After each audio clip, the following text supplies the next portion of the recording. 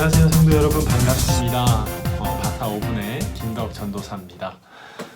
오늘 잠언은 어제 마쳤던 그 24장의 다음서부터 그리고 잠언의 마지막까지 31장까지 이제 나오는 부분입니다. 오늘로써 이제 잠언이 마치게 되는데요. 특이하게 오늘 잠언의 부분은 많은 부분으로 나뉠 수 있게 돼서 각 구조의 특징과 그리고 그 구조 속에서 각 구조가 이야기하는 좀 중심되는 혹은 특이한 부분을 말씀드리고 마무리를 하려고 합니다. 오늘의 잠언은 총 4부분으로 나뉘게 됩니다. 첫 번째가 솔로몬의 잠언 25장부터 29장까지입니다.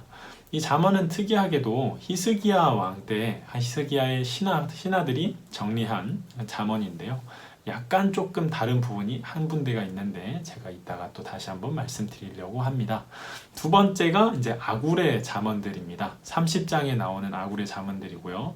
그리고 세 번째와 네 번째 부분은 31장에 나오는 르무엘 왕의 잠언들, 정확히는 르무엘 왕의 어머니가 주시는 잠언들과 그리고 현숙한 여인에 대한 시가 또 이제 마지막으로 나오면서 마치게 됩니다. 먼저 첫 번째 솔로몬의 잠언 25장부터 29장까지의 말씀입니다.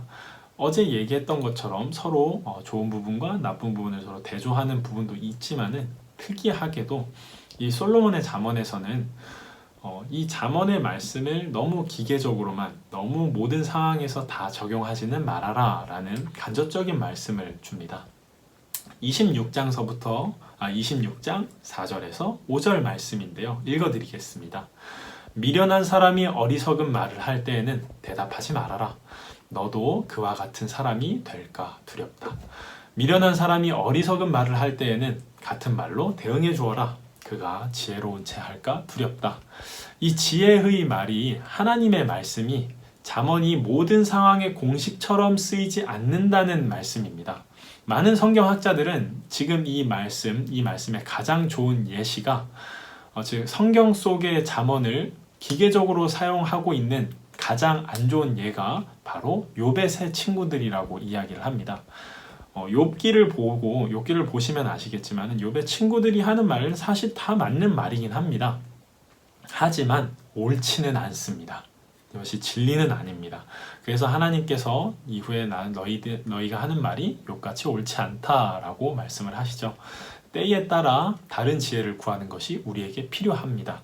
그래서 긴장하고 이 잠언의 말씀을 모두 이제 다 적용하는 식으로 잠언 말씀을 읽지는 마라라고 간접적으로 말하는 부분 중 하나라고 할 수 있겠습니다. 자, 두 번째 구조입니다. 두 번째는 30장에 나오는 아굴의 잠언인데요. 이 아굴의 잠언은 매우 특이합니다. 이 시작이 전도서랑 살짝 비슷한데 하나님을 알 수 있는 가능성에 의문을 던지는 것으로 내가 하나님을 알 수 있을까 하는 회의적인 어조로 시작을 합니다.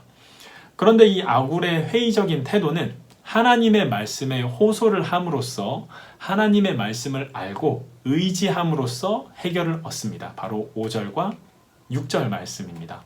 그리고 이 해결된 부분 바로 이후에 아굴이 하나님께 고백을 하는데요. 사실 이 잠언에서 아굴의 잠언 중에서도 가장 유명한 부분이 바로 7절에서 30장 7절에서 9절 부분입니다. 이렇게 고백을 합니다. 제가 읽어드리겠습니다. 주님께 2가지 간청을 드리니 제가 죽기 전에 그것을 이루어 주십시오.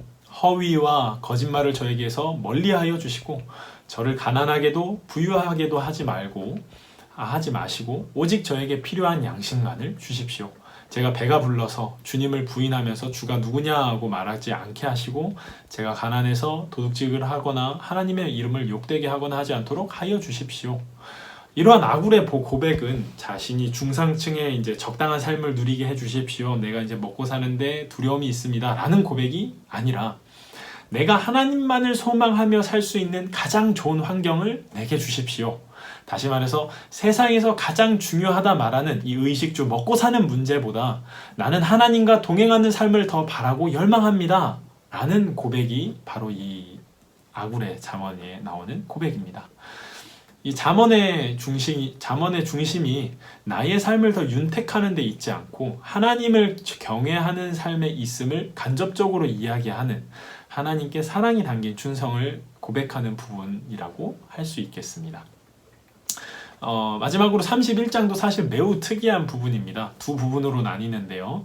첫 번째가 31장의 1절서부터 9절 르무엘 왕의 잠언. 아까 전에 말씀드렸지만 정확히는 르무엘 왕의 어머니가 르무엘 왕에게 해주는 잠언이고요. 두 번째는 10절서부터 31절까지 현숙한 여인, 여기에서는 유능한 아내라고 하는 이 부분이 나옵니다. 눈치채신 분들도 계시겠지만 이 31장은 사실상 여성이 중심이 됩니다. 31장의 시작의 화자, 그러니까 말하는 사람이 르우엘의 어머니고요. 그리고 후반절에 나오는 현숙한 여인은 말하는 사람도 여자, 아마도 르우엘의 어머니, 그리고 묘사되는 인물도 여인입니다. 때문에 이 장이 그냥 남자들에게는 크게 적용되는 말씀이 아니라 자매들에게만, 여성들에게만 적용되는 말씀이 아닌가라고 생각하실 수도 있겠습니다만 그렇지 않습니다. 여기서 나오는 유능한 아내, 개역개정에서는 현숙한 아내라 표현되는 이 여인을 잘 보시면은 다른 말씀이 갑자기 생각이 나실 수가 있는데요. 바로 예수님께서 비유하신 열 처녀 비유 맞습니다. 부지런하고 성실한 그리고 깨어있는 믿음의 사람을 표현합니다. 여기 나오는 유능한 아내는 첫 번째로 자매들에게 어떻게 적용되는 말씀이기도 하겠습니다만 다른 한편으로는 두 번째로 신랑 되신 예수 그리스도를 우리 성도의 삶이 어떠해야 신랑 되신 예수 그리스도를 두고 우리 성도의 삶이 어떠해야 하는지 나타내는 말씀이기도 합니다.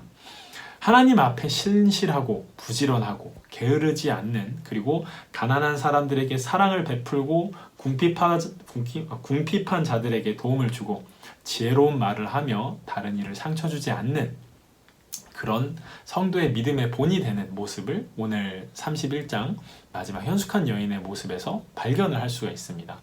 여기 23절에 나오는 남편은 마을 원로들과 함께 회관을 드나들며 사람의 존경을 받는다라고 하는데요. 우리들의 행동으로 말미암아서 하나님께 영광 올려드리는 일이 바로 이런 일이라 할 수 있겠습니다.